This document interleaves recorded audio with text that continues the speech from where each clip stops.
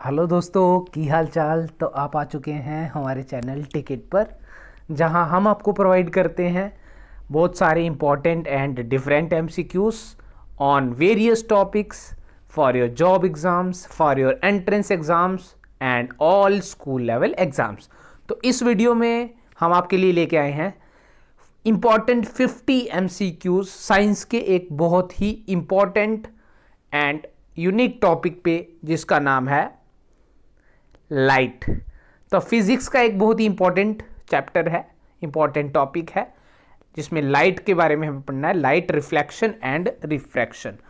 तो इसमें हमें 50 एमसीक्यूज मिलेंगे जो आप हमारे साथ आंसर करेंगे और अपना स्कोर कमेंट बॉक्स में हमारे साथ ज़रूर शेयर करें। ये वीडियो को पूरा देखें और सारे के सारे 50 इंपॉर्टेंट एमसीक्यूज हैं, सभी को आंसर करने की कोशिश करें और अपना स्कोर हमारे साथ कमेंट बॉक्स में शेयर करें। अभी तक आपने अगर हमारी पिछली वीडियोस नहीं देखी है तो ऊपर आई बटन को क्लिक करें या फिर हमारे चैनल को सब्सक्राइब करें, चैनल पे विजिट करें और यहाँ पे हमारे साथ सारी वीडियोस को सॉल्व करें और अपना स्कोर ज़रूर मेंशन करें। तो चलिए गुरु, करते हैं शुरू। First question is the mirror having reflecting surface curved inwards is plane mirror, convex mirror, cylindrical mirror, concave mirror। एक ऐसा मिरर जिसका रिफ्लेक्टिंग सरफेस इनवर्ड होता है, कर्व्ड, वो कौन सा मिरर है? तो जिसका रिफ्लेक्टिंग सरफेस इनवर्ड्स होगा वो इस तरह का मिरर हम ले सकते हैं, तो that is called which mirror? Concave mirror. So this is concave mirror. Answer is option D, concave mirror. Next question. The mirror having reflecting surface curved outwards. Plane mirror, concave mirror, convex mirror, cylindrical mirror। ऐसा mirror जिसका reflecting surface या reflection surface outward रहेगा, उसको हम कौन सा mirror कहेंगे? तो आउटवर्ड होना चाहिए, बाहर की तरफ होना चाहिए, तो रिफ्लेक्टिंग सरफेस। तो ये हमारा रिफ्लेक्टिंग सरफेस हो गया, तो ये हमारा हो गया convex mirror. Option C is the correct answer. Question number 3, the image which is formed behind the mirror is A real image, B virtual image, C blue image, D partial image. एक ऐसी image जो mirror के पीछे बनती है उसको कौन सी image कहा जाता है? तो मिरर से पीछे बनने वाली इमेज जो होती है, ये मिरर है, सपोज दिस इज मिरर, यहाँ से रे आती है और इमेज यहाँ बनती है, तो उसे हम कहते हैं virtual image. So B is the right answer, that is called virtual image, जहाँ कोई रेज नहीं होती हैं, रेज इसी तरफ रह जाती हैं, रेज इस तरफ होती हैं, तो ये जो इमेज इस तरफ बनती है that is called virtual image. Option B is the correct answer. Next question is, image formed by a plane mirror is real and erect, real and inverted, virtual and erect, virtual and inverted। तो एक plane mirror कौन सी image produce करता है? एक plane mirror के द्वारा कौन सी image बनाई जाती है? तो अगर मैं प्लेन मिरर की बात करूं तो प्लेन मिरर हमेशा बिहाइंड द मिरर ही इमेज बनाता है, यहां ही इमेज बनेगी, that is your virtual image. And virtual image हमेशा इरेक्ट होती है, so right answer is virtual and erect. Erect means सीधी अपवर्ड। तो ये प्लेन मिरर की इमेज होती है, अगर ऑब्जेक्ट यहां है तो इमेज, ये ऑब्जेक्ट होगी, इमेज होगी, तो एक प्लेन मिरर की इमेज हमेशा वर्चुअल एंड इरेक्ट होती है। Clear? Next question, question number 5 is focal length of plane mirror is. Plane mirror की फोकल लेंथ क्या होगी? क्योंकि प्लेन मिरर का रेडियस काफ़ी प्लेन ज़्यादा हाई होता है, काफ़ी बड़ा होगा प्लेन मिरर। अगर हम सर्कुलर सरफेस इसको माने तो इसका रेडियस बहुत हाई है और इसीलिए फोकल लेंथ भी काफ़ी हाई रहेगी, दैट इज़ इन्फिनिटी। सो याद रखेंगे आप, अगर आपको पहले नहीं पता था तो प्लेन मिरर की फोकल लेंथ कितनी होती है? Infinity. Option A is the correct answer. Question number 6 is the radius of curvature of a mirror is 20 centimetre. The focal length is, अगर रेडियस ऑफ कर्वेचर 20 है, सो आर की value radius of curvature की 20 है यहाँ पे हमारे पास, हमें बताना है फोकल लेंथ एफ कितना होगा। तो रिलेशन हमें पता होना चाहिए, एफ होता है half of radius, so it is 20/2, that is 10 centimetre. So 10 centimetre हमारा क्या आ जाएगा, focal length of the mirror. Option B is the correct answer. Next question, question number 7, the image formed by the plane mirror is always, image जो plane mirror के द्वारा बनाई जाती है वो कैसी इमेज होती है, वर्चुअल होती है, इरेक्ट होती है, डिमिनिश्ड होती है, मैग्नीफाइड होती है, सेम साइज की होती है। तो सबसे पहले तो हमें ये पता है कि प्लेन मिरर जो इमेज बनाता है वो वर्चुअल एंड इरेक्ट बनाता है, और वर्चुअल एंड इरेक्ट के साथ साथ साइज सेम रहता है, इक्वल साइज की होती है, जितना ऑब्जेक्ट का साइज उतना ही इमेज का साइज, सेम साइज। सो डिमिनिश तो नहीं होगा, रॉन्ग। मैग्नीफाइड मीन्स बड़ी इमेज होगी, ये भी नहीं है, ये दोनों ऑप्शन नहीं हो सकते। Then virtual, erect and of the same size, ये होगा हमारा राइट आंसर, ऑप्शन सी।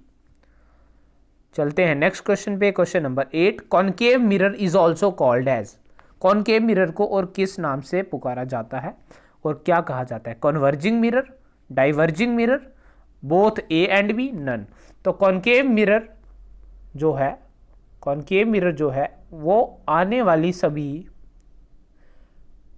आने वाली पैरेलल रेज को, जितनी भी रेज इस पे पैरेलली इंसिडेंट होंगी, ये इन सब को क्या करता है, इन सबको कन्वर्ज करने की कोशिश करता है, मिलाने की कोशिश करता है, इसीलिए इसका नाम है converging mirror. So concave mirror is also called as converging mirror, option A is the correct answer.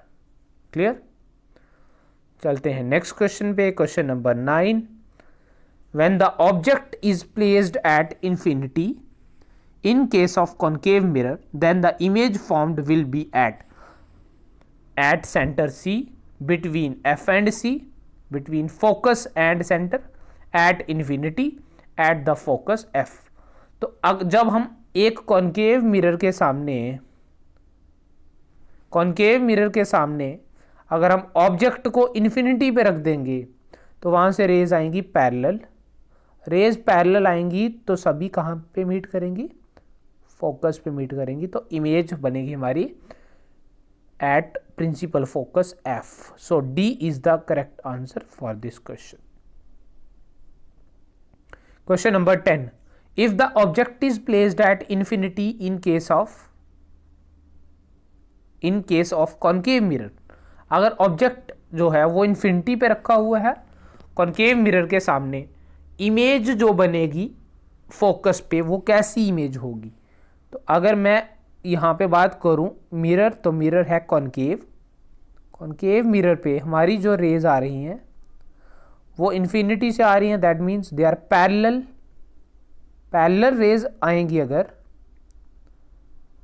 तो सारी की सारी फोकस पे मीट करेंगी, नो डाउट। फोकस पे जब ये मीट होंगी,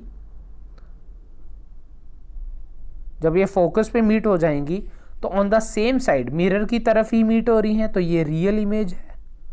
real image is always inverted image, तो इन्वर्टेड भी होगी। एंड पॉइंट साइज्ड है, बहुत छोटी सी है, diminished with point size.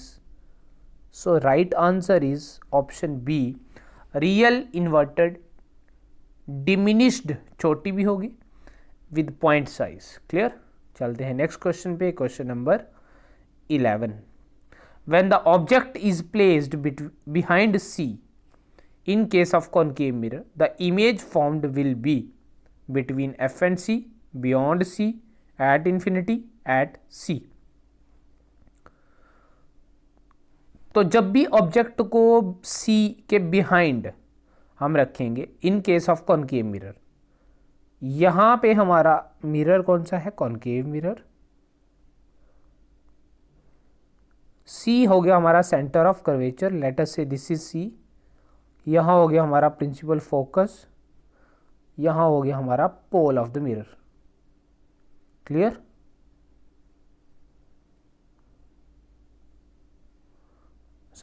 Yes, pole. Okay, image कैसी बनेगी वो हमें बताना है। कहाँ बनेगी? बेसिकली पोजीशन की बात हो रही है। बिहाइंड सी, तो यहाँ कहीं पे भी आप रख सकते हो। सी से पीछे पीछे, आगे नहीं जाना हमें, यहाँ कहीं भी रख सकते हैं। तो यहाँ कहीं भी अगर हम रखेंगे तो हमारी जो हमारी इमेज है वो कहाँ होगी? वो हमारी इमेज होगी इस तरफ। Image will be formed inverted image and that is beyond C. So right answer is beyond C. Clear? Question number 12. When object is placed between P pole and F focus in case of concave mirror, then the image formed will be at, जब हम पोल और focus के बीच में object को place करेंगे तो image कहाँ बनेगी? इस केस में ये अकेला एक ऐसा केस है जहाँ पे वर्चुअल इमेज बनती है, दैट इज ये बनती है बिहाइंड द मिरर। लेकिन कब होगा? जब पोल और फोकस के बीच में ऑब्जेक्ट को रखा जाएगा तो इमेज यहाँ बनेगी। क्लियर? वर्चुअल इमेज बनेगी। तो this is our image. So answer हो जाएगा ऑप्शन डी, करेक्ट आंसर हो जाएगा behind the mirror. 13th question. The mirrors used in torches, searchlights and vehicle headlights to get powerful parallel beam of light are. तो torches में, search lights में, headlights में use होने वाला जो mirror है वो कौन सा मिरर है? That is our concave mirror. Option C, concave mirror is the correct answer for this question. Question number 14. The image due to convex mirror is always real, virtual, real and erect, virtual and erect. Convex mirror से जो image बनती है वो हमेशा एक ही nature की बनती है, तो हमें बताना है कौन सी। तो कॉन्वेक्स मिरर की वजह से हमेशा बनती है हमारी virtual and erect image. Convex mirror हमेशा वर्चुअल और इरेक्ट इमेज ही बनाएगा। So right answer is option D. चलते हैं नेक्स्ट क्वेश्चन पे। In rear view mirrors of vehicles, the mirror used are concave mirror, convex mirror, plane mirror या both A and B? both concave and rear view mirror जो side पे, गाड़ियों के side पे, जो बैक साइड देखने के लिए हमारे पास जो साइड पे जो लगा होता है, दैट इज, सपोज कर लेते हैं ये हमारी गाड़ी है। वेट, ये मान लेते हैं हमारी गाड़ी है, यहाँ ड्राइवर बैठा हुआ है। ठीक है, क्लियर? तो यहाँ पे जो एक मिरर लगा होता है, ये वाला जो मिरर है साइड पे जो है, that is called rear view mirror. इस रियर व्यू मिरर की बात हो रही है। रियर व्यू मिरर जो होता है वो कौन सा होता है? तो वो लार्ज एरिया देखने के लिए होता है, पीछे ज़्यादा से ज़्यादा कवरेज हो, मीन्स सबकी इमेज जो है वो छोटी छोटी दिखे, तो दैट इज कॉन्वेक्स मिरर। वो कर सकता है हमारा कौन सा mirror? convex mirror. So option B is the correct answer for rear view mirror. The mirror formula is given by, mirror formula इनमें से कौन सा है? तो मिरर फॉर्मूला जो होता है वो होता है 1/f is equal to 1/v plus 1/u और 1/u plus 1/v। This is called mirror formula. So right answer हो जाएगा हमारा option B, 1/f equal to 1/u plus 1/v। This is the right answer. चलते हैं अगले question पे। Question number 17. Magnification in case of spherical mirrors is given by. Magnification का formula क्या है? तो मैग्निफिकेशन का फॉर्मूला होता है -v/u अगर हम मिरर की बात करें तो मिरर्स में, या फिर दूसरा फॉर्मूला है m is equal to height of image, height of object. This is also for magnification, but यहाँ पे जो ऑप्शन है वो u एंड v वाले ऑप्शन हैं, तो हमारा आंसर हो जाएगा -v/u। ये नहीं हो सकता, ये भी नहीं हो सकता, ये भी नहीं हो सकता। डी ऑप्शन चेक कर लेते हैं। Yes, D is the right answer. Magnification m equal to -v/u। So right answer is option D. Next question number 18. If the image is real then the magnification m is. अगर एक image जो produce हुई है वो real image है तो magnification क्या होगी? ये मिरर की के लिए है, ये आप ऐड कर लेना इस क्वेश्चन में, दिस इज़ फॉर मिरर्स। तो मैग्नीफिकेशन की वैल्यू हमें बतानी है, पॉजिटिव होगी नेगेटिव होगी, पॉजिटिव नेगेटिव दोनों हो सकती हैं या नन।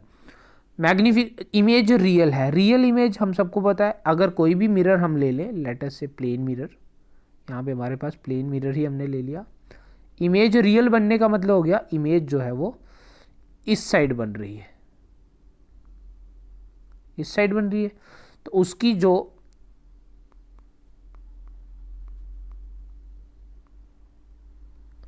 डिस्टेंस है इमेज का v, तो v होगा नेगेटिव, और u जो होता है वो तो हमेशा ही नेगेटिव होता है। अब u की value is always negative, u तो नेगेटिव हो गया, u तो हमेशा ही नेगेटिव है। अब v की वैल्यू भी क्या आएगी, नेगेटिव। सो ओवरऑल आंसर हमारा हो जाएगा negative negative positive upon negative, that is negative. So right answer then magnification will be negative. ऐसे भी आप देख सकते हैं इन्वर्टेड इमेज है, कौन सी इमेज है, इन्वर्टेड इमेज है। इन्वर्टेड इमेज में जो इन्वर्टेड इमेज होती है उसके लिए मैग्निफिकेशन हमारी क्या आनी चाहिए, नेगेटिव आनी चाहिए। So magnification will be negative. Clear. Question number 19. When a ray of light travels from one transparent medium to other transparent medium, then it changes its path in the second medium. This process is called as, जब एक light रे एक medium से दूसरे medium में जाती है और अपना पाथ चेंज करती है या डेविएट हो जाती है या बेंड हो जाती है, तो उसे हम कौन सी प्रोसेस कहते हैं, dispersion, reflection, refraction, diffraction. Simply that is called refraction. So option C, refraction is the correct answer. Clear. Next question. The ratio of sine of angle of incidence and the sine of angle of refraction is called as, तो sine of angle of incidence, sine of angle of incidence and sine of angle of refraction, इस ratio को हम एक constant कहते हैं, yes constant होता है, और ये कांस्टेंट किसके बराबर होता है, रिफ्रैक्टिव इंडेक्स ऑफ मीडियम के बराबर होता है, refractive index of medium, yes. And this law, इस पूरे लॉ को, ये इस पूरे फॉर्मूले को, इस पूरी इक्वेशन को कौन सा लॉ कहा जाता है, स्नेल्स लॉ कहा जाता है। कौन सा law, Snell's law of refraction. So this is Snell's law. तो राइट आंसर होना चाहिए हमारा option D, all of the above are true. Clear. चलते हैं अगले क्वेश्चन पे, question number 21। Which mirrors are used in solar furnaces. Solar furnaces में किसका यूज होता है, convex mirror, concave mirror, plane mirror, both convex and plane. तो solar furnaces जो होती हैं वहाँ पे यूज होता है सोलर डिवाइसेस में हमारा concave mirror. So right answer is concave mirror, option B. Clear. चलते हैं नेक्स्ट क्वेश्चन में, question number 22। A ray of light travelling from rare medium to denser medium bends away from the normal towards the normal, both A and B, none. एक light ray जब rare medium से denser medium में जाएगी तो किस तरह bend होगी, then it bends toward the normal. जब रेयर से डेंसर जाती है तो नॉर्मल की तरफ बेंड करती है। So right answer is option B. Question number 23। The mirrors used by dentist are convex mirror, plane mirror, concave mirror, both A and C, both convex and concave. तो dentist को जो है वो image बड़ी करके देखनी है, दांतों की जो इमेज देखनी है वो एनलार्ज देखनी है, और एनलार्ज मतलब इमेज को बड़ा करने का, मैग्नीफाई करने का काम एक ही मिरर कर सकता है, that is concave mirror. So right answer is option C, that is concave mirror. चलते हैं हम अगले क्वेश्चन पे, क्वेश्चन नंबर है 24। The focal length of convex mirror and convex lens is negative, positive, both A and B, none. तो convex का जब भी बात होगी, चाहे वो मिरर हो चाहे वो लेंस हो, हमेशा फोकल लेंथ क्या रहेगी, पॉजिटिव। कॉन्वेक्स के लिए हमेशा पॉजिटिव आएगा और कॉनकेव के लिए हमेशा नेगेटिव आएगा। वो मिरर में भी फॉलो होगा, वो लेंस में भी फॉलो होगा। So right answer is B, positive. Question number 25, the refractive index of the medium is given bye.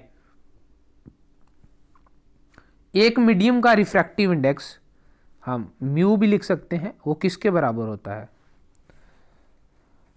तो यहां पे हमें पता होना चाहिए कि जो ये फॉर्मूला आपने पहले भी पढ़ रखा होगा, स्पीड इक्वल टू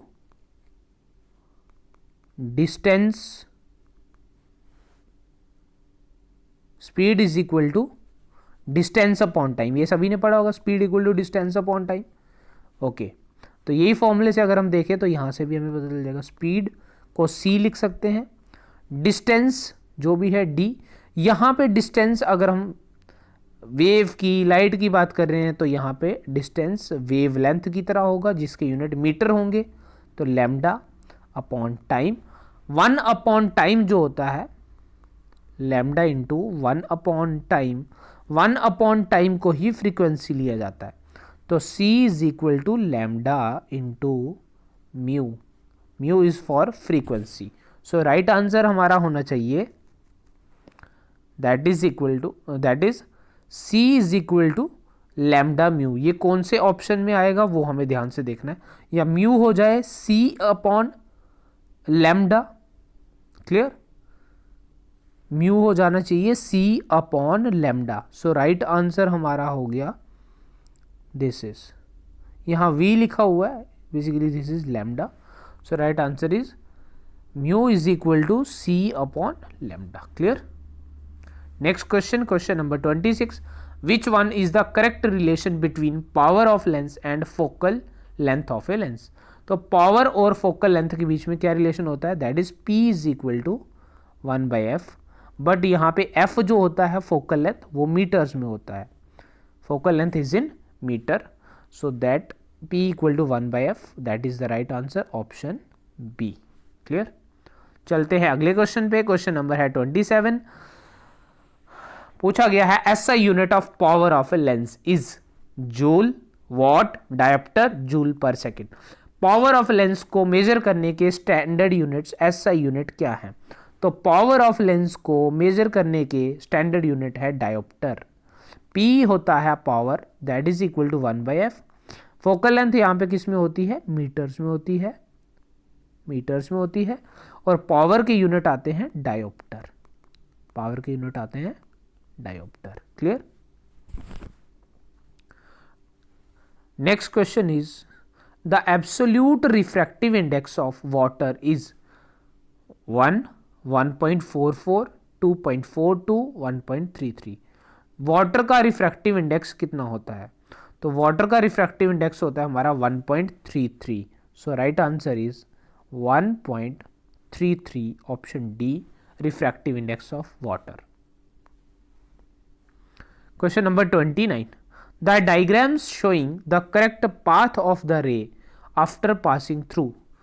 तो डायग्राम जो है वो हमें दिखा रही है करेक्ट पाथ रे जाने का, कि रे यहाँ लेंस से, कौन सा लेंस है? कॉन्वेक्स लेंस, वहाँ से जाती है, पास करती हैं और कहाँ जाती हैं।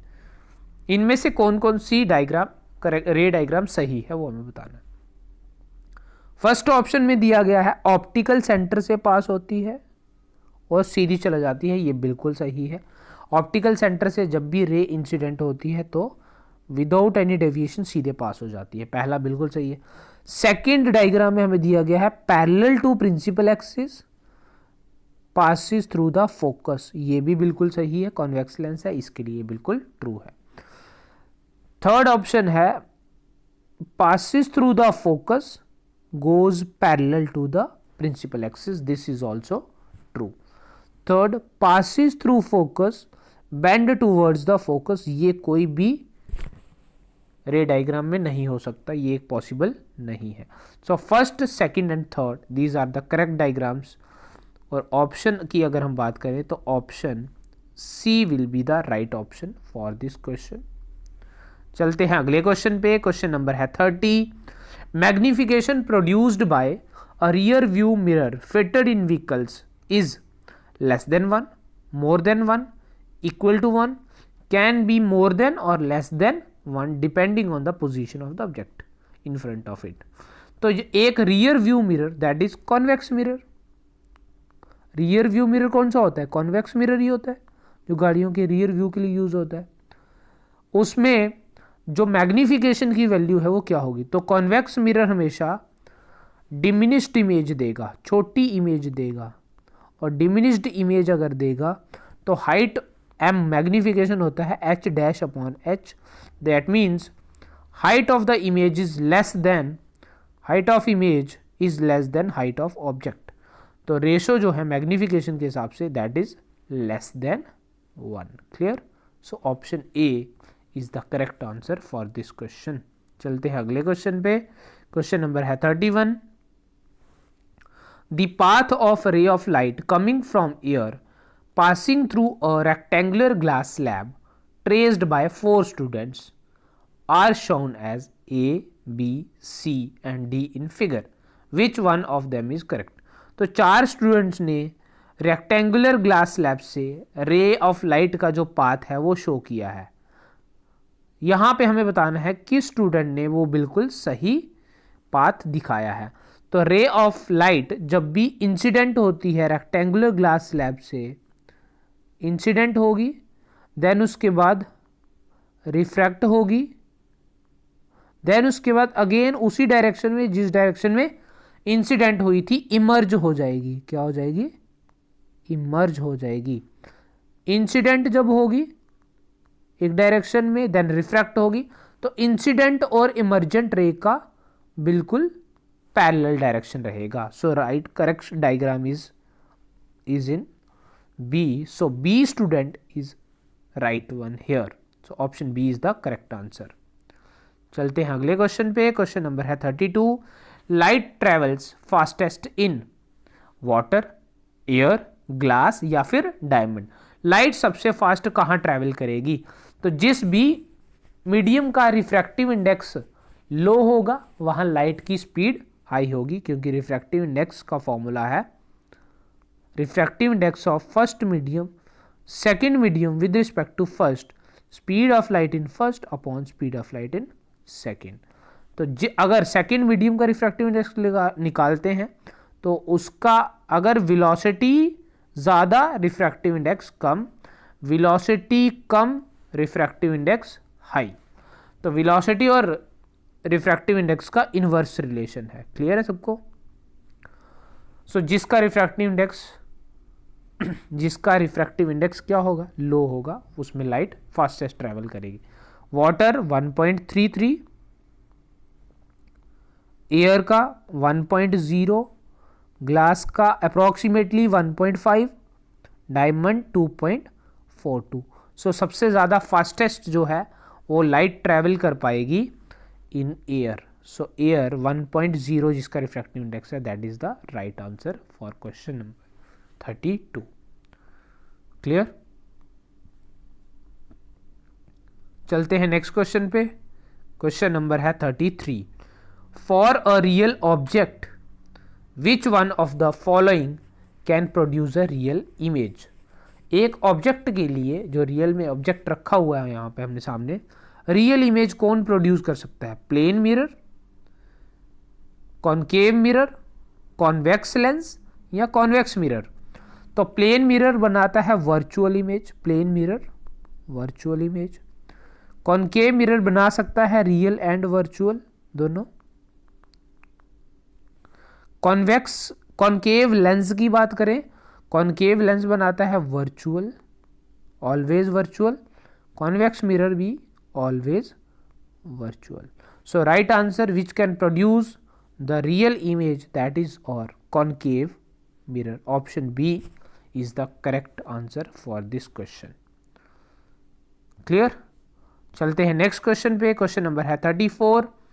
When object moves closer to convex lens the image formed by it shift.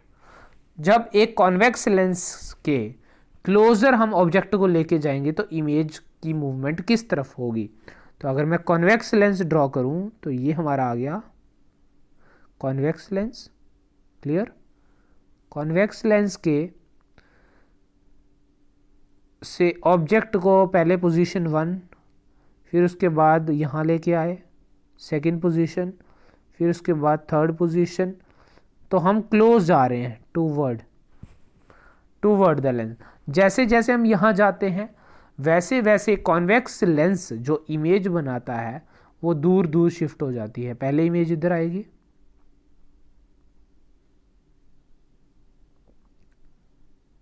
Clear, धीरे धीरे इमेज का साइज बड़ा होगा and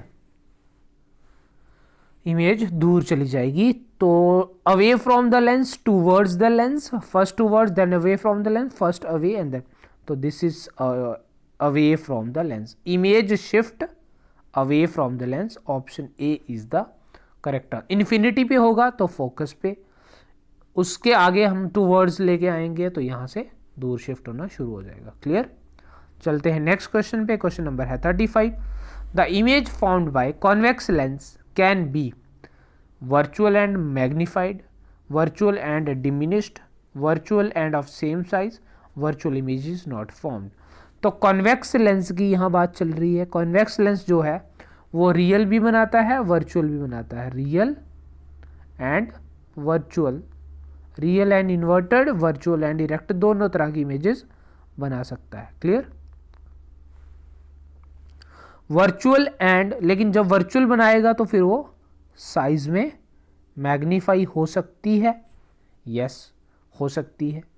virtual and diminished, no, virtual and diminished नहीं हो सकती। Virtual and of same size, नहीं, वर्चुअल सेम साइज की नहीं हो सकती, रियल सेम साइज की होती है। वर्चुअल इमेज नहीं बनाता, ये नो बनाता है। सो ये सारे ऑप्शन रॉन्ग आंसर्स है। वर्चुअल एंड मैग्नीफाइड इमेज हो सकती है जब ऑप्टिकल सेंटर और फोकस के बीच में हम ऑब्जेक्ट को प्लेस करते हैं। क्लियर, फाइन, चलते हैं नेक्स्ट क्वेश्चन पे। क्वेश्चन नंबर है 36। If the power of a lens is -2 dioptre, what is it's focal length. अगर एक लेंस की पावर -2 डायोप्टर है तो फोकल लेंथ क्या होगी। तो P हमें पता है 1/f होता है, या हम कह सकते हैं F इज 1/P। क्लियर, तो फोकल लेंथ की अगर बात करें तो 1/-2 डायोप्टर, ये हमारा आएगा माइनस में 0.5 but is in metre. 0.5 metre, तो अगर सेंटीमीटर में हो तो कितना है, तो 0.5 मीटर, 0.5 मीटर अगर मैं सेंटीमीटर से मल्टीप्लाई करूं, सेंटीमीटर में करना चाहूं तो 100 से मल्टीप्लाई करना पड़ेगा। तो 100 से मल्टीप्लाई करके मेरा हो जाएगा -50 centimetre. So right answer is option C. Next question, question number 37। If the magnification produced by a lens has negative value, the image will be. अगर लेंस के द्वारा मैग्निफिकेशन जो है वो नेगेटिव वैल्यू देता है तो इमेज कैसी होगी। तो लेंस के लिए मैग्निफिकेशन होती है V/U, या हम कह लें H'/H। अगर मैग्निफिकेशन की वैल्यू नेगेटिव आती है, U is always negative, U तो हमेशा नेगेटिव ही होगा। क्लियर, U हमेशा नेगेटिव, बट V मैग्निफिकेशन की वैल्यू नेगेटिव आ रही है, इट मीन्स V पॉजिटिव है। V क्या है, पॉजिटिव है, तभी तो आएगा नेगेटिव वैल्यू। अब नेगेटिव वैल्यू आई तो V पॉजिटिव है। V पॉजिटिव का मतलब इमेज पॉजिटिव मीन्स जो लेंस है उससे इमेज इस तरफ है, इस तरफ मीन्स रियल इमेज है, इमेज रियल है एंड इन्वर्टेड है, तो real and inverted is the right answer. Lens के केस में रियल इमेज बनती है इस तरफ और वो होती है हमारी पॉजिटिव इमेज डिस्टेंस के लिए। Question number 38। When light enters from rare medium to a denser medium, जब एक लाइट रे रेयर मीडियम से डेंसर मीडियम में जाती है तो क्या चेंज हो सकती है। It's a frequency changes, wavelength does not change, its wavelength changes, both wavelengths and frequency change। frequency change नहीं होती है जब भी एक मीडियम से लाइट रे दूसरे मीडियम में जाती है, तो फ्रीक्वेंसी चेंज नहीं होगी। पहला ऑप्शन गलत है। वेवलेंथ चेंज होती है तो दूसरा भी गलत है, वेवलेंथ डज नॉट चेंज, ये गलत है। Its wavelength changes, yes wavelength change होगी, बोथ रॉन्ग हो जाएगा, फ्रीक्वेंसी चेंज होती है। So right answer is option C, its wavelength changes. On heating a liquid, the refractive index generally increases, decreases, does not change, increases or decreases depending upon the rate of heating। तो heat करने पे, किसी भी medium को heat करने पे उसकी expansion होगी, एक्सपैंड करेगा तो वहाँ पे डेंसिटी कम हो जाएगी, डेंसिटी कम होगी तो रिफ्रैक्टिव इंडेक्स जो है वो लो हो जाएगा, तो refractive index generally decreases. Option B is the correct answer. Question number 40, when white light moves through vacuum, जब व्हाइट लाइट वैक्यूम में से मूव करती है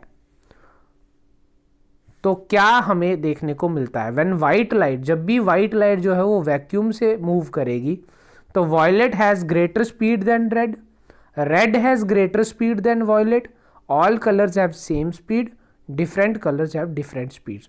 तो एक ही मीडियम से, वैक्यूम से, जहाँ पे कोई मीडियम ही एक्चुअली नहीं है, कुछ भी नहीं है वहाँ पे, वैक्यूम मीन्स नो मीडियम, कोई मीडियम वहाँ पे नहीं है, तो मीडियम का चेंज ही नहीं होगा, तो सभी कलर जो हैं वो, उनकी वेव सेम स्पीड पे ट्रैवल करेगी, all colours have the same speed. So option C is the correct answer. Question number 41, total internal reflection of light is possible when light enters from. Total internal reflection जो होती है हमारी, वो कब possible होती है, जब लाइट रे कहाँ से कहाँ जाए, water to air, air to water, vacuum to air या एयर टू ग्लास। तो याद रखें, टोटल इंटरनल रिफ्लेक्शन हमने पढ़ा भी है, आपको मैं बता दूं, टोटल इंटरनल रिफ्लेक्शन जिन्होंने नहीं पढ़ा है, हमेशा तभी अक्कर करेगी जब हम डेंसर से रेयर में एंटर करेंगे, डेंसर से रेयर में। सो वाटर टू एयर हो सकता है, denser to rare, air to water नहीं हो सकता, वैक्यूम टू एयर नहीं हो सकता, एयर टू ग्लास भी नहीं हो सकता। So right answer is water to air, option A is the correct answer, denser to rare medium. Question number 42, the optical phenomena twinkling of stars is due to atmospheric reflection, total reflection, atmospheric refraction, total refraction. तो twinkling of stars, stars twinkle क्यों करते हैं, तो stars की twinkling atmosphere की refraction की वजह से होती है। तो एटमॉस्फेयर में लाइट जो है वो रिफ्रैक्ट करती है, डेंसिटी कॉन्टिन्यूसली चेंज होती है, जिससे स्टार्स ट्विंकल करते हुए दिखाई देते हैं। So C is the correct answer for this question. Question number 43, in which of the given cases do we get very strong reflected rays and very weak refracted rays? किस case में reflected raise बहुत ज़्यादा होंगी, वापिस टकरा करके ज़्यादा raise आएंगी, और बहुत कम होंगी रिफ्रैक्टेड रेज, क्रॉस करके जाने वाली रेज बहुत कम होंगी, ज़्यादा होंगी जो टकरा करके वापिस आएंगी वो बहुत होंगी,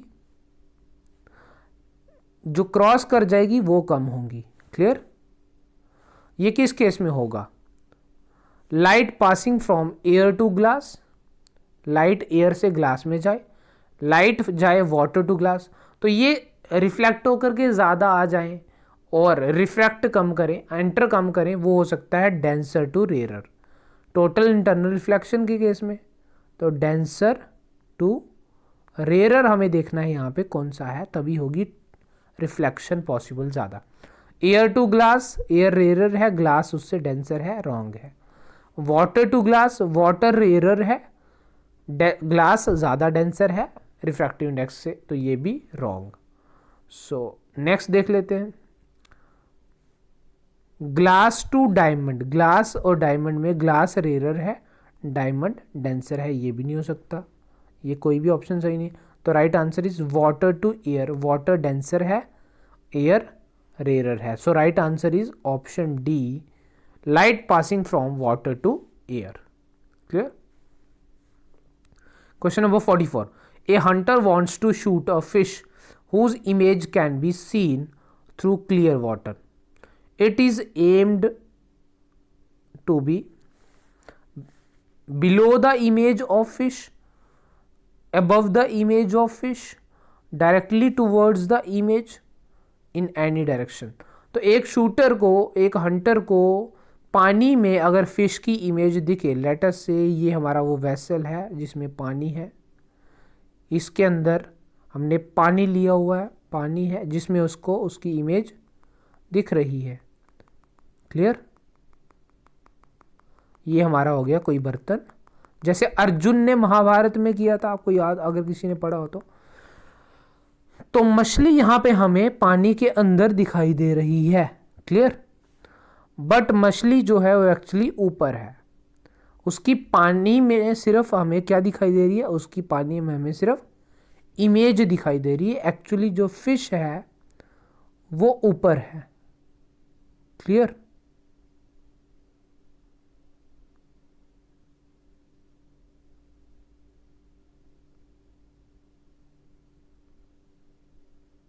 इस तरह से. तो हमें जो उसमें हमें एरो से उसको एम करना है. क्लियर है?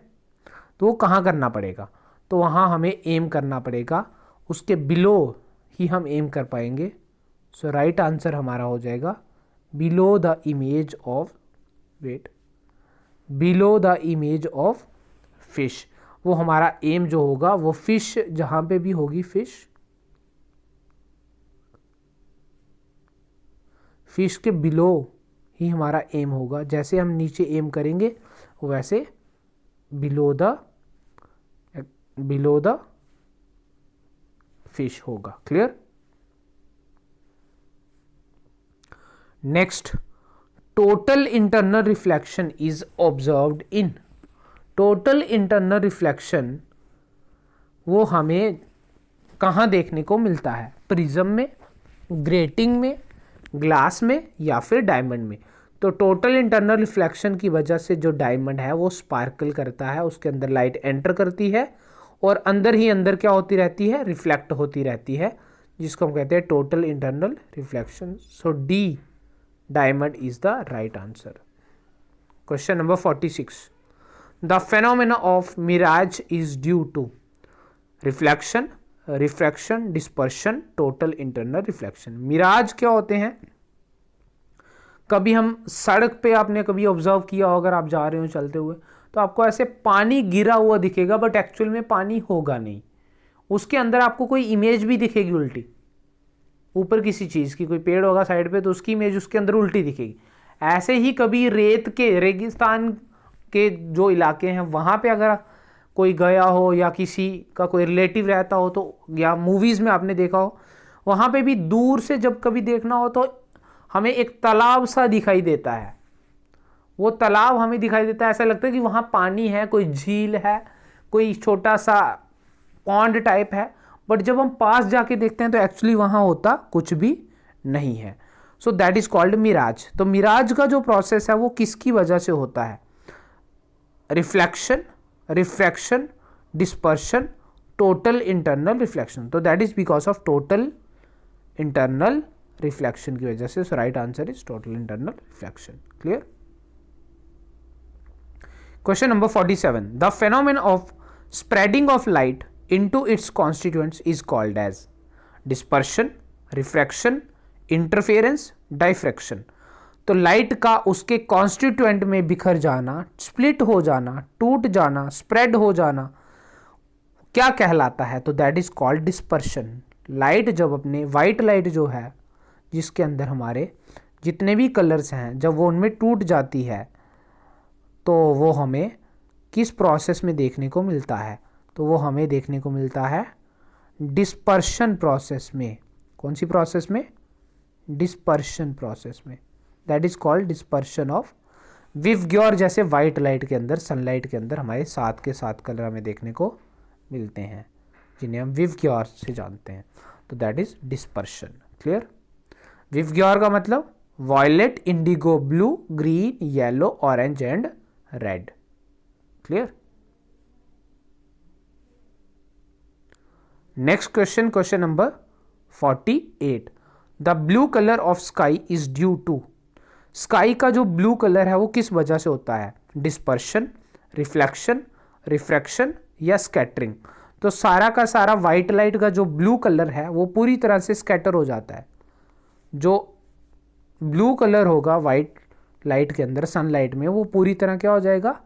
स्कैटर हो जाएगा. बाकी बचे हुए कलर अर्थ के सरफेस पे पहुंच जाएंगे. ये अर्थ है, अर्थ के सरफेस पे बाकी सारे कलर जो है वो पहुंच जाते हैं, लेकिन ब्लू कलर जो है वो बाकी पहुंच जाएंगे, बाकी सब पहुंच जाएंगे. क्लियर?